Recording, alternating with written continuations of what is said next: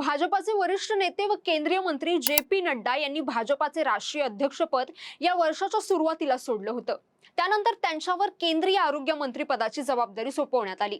भाजपाचे राष्ट्रीय अध्यक्षपद सोडल्यानंतर जे.पी. नड्डा हे प्रसिद्धीच्या वर्तुळापासून दुरावले होते। दरम्यान आता देशात सर्वात मोठं आंदोलन उभं राहण्याची चिन्हे दिसताच जे.पी. नड्डा हे पुन्हा एकदा ऍक्शन मोड मध्ये आले आहेत। भाजपाने या आंदोलनाची संपूर्ण जबाबदारी जे.पी. नड्डा यांच्यावर सोपवली आहे। सीजीपीचे हे आंदोलन पुढे सरकत असतानाच काल रात्री सोनम वांगचुक यांनी उपोषण मागे घेतलं। यावेळी सरकारकडून चर्चेसाठी जे.पी. नड्डा यांना मध्यस्थी करावी लागली। पक्षात अमित शहा, राजनाथ सिंह यांसारखे आक्रमक आणि अनुभवी नेतृत्व असतानाही नड्डा यांना मध्यस्थी का करावी लागली? नड्डा सरकारमधील संकटमोचक कसे ठरले, पाहूयात याबद्दलची सविस्तर माहिती। नमस्कार, मी जान्हवी आणि आपण पाहत आहात टाइम महाराष्ट्र। सोमवारी 20 जुलै 2026 रोजी हजारो तरुणांनी संसदेच्या दिशेने मोर्चा काढला होता। केंद्रीय शिक्षण मंत्री धर्मेंद्र प्रधान यांच्या राजीनाम्याच्या मागणीसाठी मोर्चा हा काढण्यात आला होता। त्यावेळी पोलिसांनी केलेल्या लाठीचार्जमध्ये आणि फोडलेल्या अश्रुधुराच्या नळकांड्यांमुळे अनेक तरुण जखमी झाले।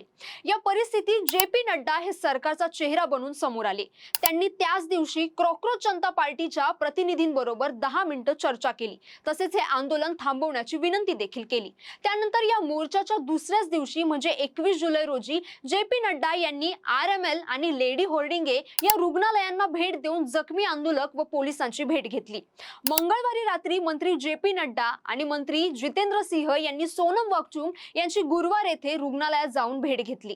या परिस्थितीतून मार्ग काढण्याचा त्यांनी प्रयत्न केला। नड्डा यांनी बुधवारी म्हणजेच 22 जुलैला पत्रकार परिषदही घेतली। त्यात त्यांनी लोकसभेतील विरोधी पक्षनेते राहुल गांधी यांच्यावर गंभीर आरोप केले। राहुल गांधी हे ठराविक भूमिका घेत असल्याचं ते म्हणाले। विविध विरोधी पक्षांचे सरकार असलेल्या राज्यातही पेपर फुटीच्या घटना उघडकीस आल्या आहेत, असं यावेळी नड्डा यांनी स्पष्ट केलं। आता या सर्व आंदोलनात नड्डा यांनी सरकारचे संकटमोचक म्हणून पुढाकार घेतल्याचं दिसतंय। जे.पी. नड्डा हे उत्तम संवाद क्षमता असलेले नेते मानले जातात, तसेच ते एक मृदुभाषी म्हणून ओळखले जातात। जे.पी. नड्डा हे सध्या आरोग्य मंत्री असल्याने त्यांना पुढे करणं ही एक उत्तम योग्य रणनीती ठरते असं सांगण्यात येतंय। जखमी झालेल्या विद्यार्थ्यांची रुग्णालयात जाऊन भेट घेणं हे आरोग्य मंत्री म्हणून त्यांच्या कार्यक्षेत्रात येतं। तसंच सरकारने ही परिस्थिती गांभीर्याने घेतली आहे असा संदेशही या माध्यमातून दिला जातो, असं एका भाजप नेत्याने द इंडियन एक्सप्रेसला सांगितलंय। दीर्घकाळ भाजपचे अध्यक्षपद भूषवणाऱ्या नेत्यांपैकी एक असलेल्या जे.पी. नड्डांचं व्यक्तिमत्व मध्यस्थीसाठी पुरेसं वजनदार आहे।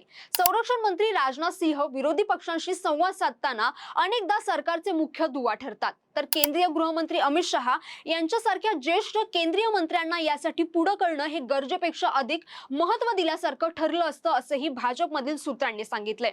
दरम्यान या कामगिरीसाठी भाजपचे विद्यमान राष्ट्रीय अध्यक्ष नितीन नबीन यांना पुढे करण्यात आलं नाही। नबीन हे दीर्घकाळ भाजप युवा मोर्चाचे नेते होते, तर नबीन यांना पाठवलं असतं तर सरकारच्या भूमिकेपेक्षा एक राजकीय भूमिका अधिक ठरली असती असं सांगण्यात येतंय। तसं झालं असतं तर सरकारपेक्षा भाजपच आंदोलकांना भेटायला गेली असं त्याचा अर्थ लागला असता। आता दिल्लीतील जंतर मंतरवर शांततापूर्ण आंदोलन करणारे आंदोलक आणि 20 जुलैच्या संसद मोर्चामध्ये सहभागी झालेल्या आंदोलकांवर कोणताही गुन्हा दाखल केला जाणार नाही।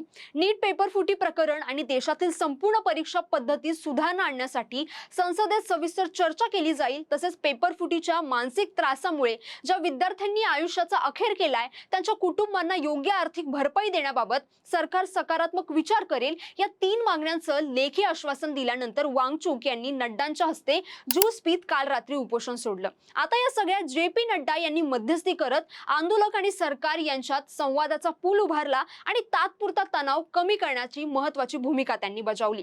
यानंतर या आंदोलनाचा पुढचा टप्पा सरकारच्या आश्वासनांची प्रत्यक्ष अंमलबजावणी कितपत होते यावर अवलंबून असणार आहे। विद्यार्थ्यांच्या मागण्या प्रत्यक्षात पूर्ण होतात का, परीक्षा व्यवस्थेत अपेक्षित सुधारणा होतात का आणि पेपर फुटीसारख्या घटनांवर कायमस्वरूपी आळा बसतो का, याकडे आता संपूर्ण देशाचंच लक्ष लागलंय।